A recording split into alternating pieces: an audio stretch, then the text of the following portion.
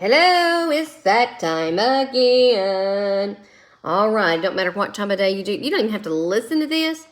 I just don't like to end a book in the middle and not know the end of it. Now we finished. Little Bear had his surgery. Matron was able to do it. She said he was going to be fine. But then at the end, if you remember, Omri was going down to... Omri was going downstairs to get Bright Star some food, and he saw a bald head go by the window. So, I forgot I haven't read this book in years. Mary Hope thinks the Indian is out there. No, it's not the Indian. It's not the Indian because the Indian's this big. She don't know the story that the Indian's this big. All right, chapter 9, Good Luck Peace. Okay, y'all comfortable? You listening? All right. Little Bear's recovery was a little short of miraculous. The operation was a complete success. By the next day, he was sitting up, demanding food and other services, not particularly grateful for his deliverance and, in general, very much himself as Omri remembered him. He was unable to hide his delight at seeing Omri again. He tried to conceal his feelings behind a mask of dignity, but through his wooden expression, his black eyes gleamed and a grin kept twitching at his stern mouth. "Omri grow much," he remarked between slurps of a mug of hot instant soup. There was a distinct shortage of toothpaste tubs throughout the house, which Omri's mother was to remark on. "But still, only boy, not chief like Little Bear." "Are you a real chief now?" Omri asked. He was sitting on the floor beside the chest, gazing in rapture at his little Indian, restored to him and almost to health. Little Bear nodded impressively. "Father died, Little Bear chief of tribe." Omri glanced at Bright Stars. How much had she told him of the tragedy which had overtaken their village? She seemed to understand his thought and signaled him quickly behind Little Bear's back. Omri nodded. Much better not to say too much until Little Bear was stronger. He hadn't asked any questions yet. Patrick had stayed for breakfast and then reluctantly phoned his mother. He came back up to Omri's room looking bleak. "She says I've got to come back," he said. "We're leaving today. I asked if I could stay and come back later, but she said I had to leave here in an hour." Omri didn't say anything. "We'll clean it up, baby. We'll clean it up. No big deal." Omri didn't say anything. He didn't see how Patrick could bear to leave. To make matters worse, Omri's parents had particularly asked if he could stay over another night. They were going to a party that evening and would be home late. Idelle and Gillen would be out too. There'd be a babysitter, of course, but she was a stodgy old lady, and Patrick would be company for Omri. Omri thought Patrick's mother was being entirely unreasonable and said so. Patrick was inclined to agree. Meanwhile, they had this hour. They decided to spend it talking and doing things for the Indians. The first thing Little Bear asked for was his old longhouse, built by himself when he'd been with Omri last year. Fortunately, Omri still had it, or what was left of it. It had been made on a seed tray, packed with earth, but this had dried out in the interval, so that several of the upright posts had come adrift, and some of the bark tiles, so carefully shaped by Little Bear and hung on the cross pieces, had shriveled and dropped off. When Little Bear saw this derelict masterwork, he had to be forcibly restrained from leaping out of bed immediately to repair it. "How Omri let fall down? Why Omri not mend?" he shouted wrathfully. Omri knew better than to argue. "I couldn't do it like you can," he said. "My fingers are too big." "Too big," agreed Little Bear darkly.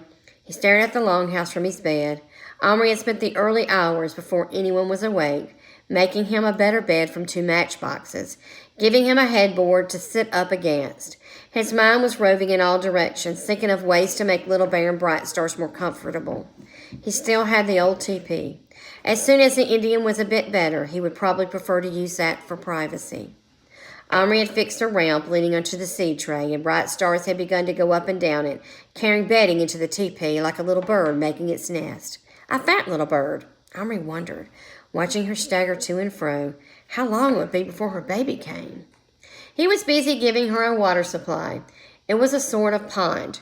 The container was the lid of a coffee jar, sunk into the earth of the seed tray near the teepee. He was now making a proper bucket out of one of the toothpaste caps by piecing 2 holes and the size of the needle heated red hot in the flame of an old candle he'd found, and threading in a handle made from a bit of one of his mother's fine hairpins. That would make it easier to carry, of course. That was just the beginning of all the things that would be needed if they stayed long. Bright Stars vanished into the teepee, and Little Bear, who'd been watching her too, beckoned Omri closer. "Soon I, father," he said proudly, and hit himself on the chest. A flash of pain crossed his face. "Yes," said Omri, "so you'd better rest up and get well." "I well." He shifted restlessly about on the matchbox bed. Suddenly he said, "Where other brother?" "What do you mean? My brothers?" "No, Little Bear brother. Blood brother, like Omri." It occurred to Omri and Patrick at the same moment whom he meant. Do y'all remember? Who was his blood brother? Patrick had also been busy. He had gone outside earlier and dug up a very small turf of grass from the garden, a piece of living lawn about 6 inches square, a paddock for the pony to graze on. It was to have a fence around it, which Patrick was making out of twigs, string, and glue. Now he looked up from this with an unreadable look on his face. "When your mom threw your models away," began Omri solemnly. "Yeah? Did she get rid of all of them?" "As far as I know." "You really are the pits," said Omri between his teeth. "Me? Why? I suppose you just threw him in with the others and left him for your mom to chunk into the dustpan." "What are you talking about?" "You know well." "Boone!" Patrick dropped his eyes. Omri could tell what he felt. He seemed almost to be smiling. But Omri felt suddenly so furious with him that this only made him angrier.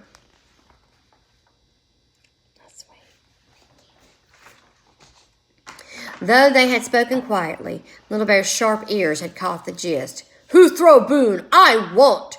Want see blood brother. Who throw? I kill," he roared. And Bright Stars emerged from the teepee at the first roar and darted to his side. She forced him to lie on his back and pinioned him to the bed by main force until he calmed down a little and evidently promised her to behave. Shh. Then she hurried to the edge of the chest with a gleam in her eyes that boded no good at all. "Where Little Bear brother?" she demanded. "Little Bear want. No good him get angry. Omri bring Boone now." And Omri's inside seemed to be churning up in an anger no less strong than the Indians. He turned on Patrick. "You must have been mad to let your mother throw him away. Just because for some idiotic reason you wanted to pretend none of this ever happened. I'm going to kick your head in, you dim Wally." And he made a move towards Patrick. Patrick didn't step back. He stood with his hand in his pocket. "He's here," he said. Omri stopped short, jolted as if he'd stepped up a non-existent step. "What?" "He's in here. He's in my pocket." Slowly he withdrew his hand and opened it. Lying in the palm was a crying cowboy on his white horse, Boone, as large as life, or rather as small. "Shh, I can't help you right now, baby. You've got to wait a minute." Omri uttered a shout of joy. "You've got him! You've had him all this time!" Then his grin faded. "Are you mad? Why didn't you say so in the first place?" "I'm not exactly proud of the fact that I will still carry him everywhere," Patrick said. "So you hadn't stopped believing?" "I don't know. I wanted to. I tried to tell my brother about it once, and he teased me for a solid week, saying I was a nutcase, telling everyone I believed in fairies. It really got me. Of course I couldn't prove a thing, not even to myself, so I decided it never happened. But I just kept Boone in my pocket all the time, like, well, sort of for good luck." Omri had picked up the figure of Boone tenderly and was examining it. The horse's legs had become a bit bent, and Boone's beloved hat was looking decidedly the worse for wear. But it was still, unmistakably, even in plastic, Boone. It was the way they had last seen him. Sitting on his horse in his 10-gallon hat, his hand holding up a big red bandana to his nose, blowing a trumpet blast of farewell. "I can't stand saying goodbye. I just refuse to say it. That's all. I'll only burst out crying if I do. Come on, Boone. whispered Omri, and he put him, without more ado, into the cupboard and turned the key. Do you need me? How you can't buy ones? 1, 2, 3. I'm sorry, guys. He and Patrick bent over eagerly, bumping heads. Neither of them brought to the surface of his mind the deep fear they shared. Boone, too, had lived in dangerous times. Omri knew now that time worked the same at both ends, so to speak.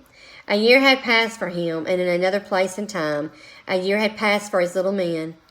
And an awful lot, and a lot of it awful could happen in a year. But almost at once their fears were laid to rest. There was a split-second silence, and then, on the other side of the cupboard door, Boone began battering and kicking it, and a faint scream of swear words issued through the metal. I ain't putting up with it. No, sir, it ain't fair. It ain't doggone well right. I ain't been drinking. I ain't been fighting. I ain't been cheating at poker in over a week. Ain't no law can sling a man in jail when he's innocent as a newborn babe. Never mind keeping him shut in a cell so dark he can't see his own mustache. The boys were too fascinated to do anything at first, even open the door. They just crouched there, grinning impeccably at each other. It's Boone! It's really him, breathed Patrick. But Boone, all unaware and getting no response to his yells and blows, now decided no one was listening, and his voice began to quaver. They done up and left me, he muttered. Gone plumb away and left old Boone alone in the dark. There was a pause, followed by a long nose blow that shook the cupboard. Tain't funny, he went on, his voice now definitely shaking with sobs. Don't they know a man can be brave as a lion and still scared of the dark? Ain't they got no imagination leaving a fella to rot in his pitch black L.O.? His voice rose on a shrill tide of cheerful complaint. Omri could not bear it a second longer. He opened the door. The light struck through, and Boone instantly looked up. His red bandana dropping to the floor between his knees, he jumped to his feet, staring his mouth agape. His battered old hat askew on his ginger head. The horse backed off and snorted. Well, I'll be eternally hornswoggled. And I have no clue what that means. Boone got out at last. If it ain't you all. And guess what? That's the end of the chapter. So sorry. But chapter 10 is called Boone's Brave Wave. If I have an extra minute today, I'll sit and record it and get it on as fast as I can because I can't wait. Bye. Love y'all.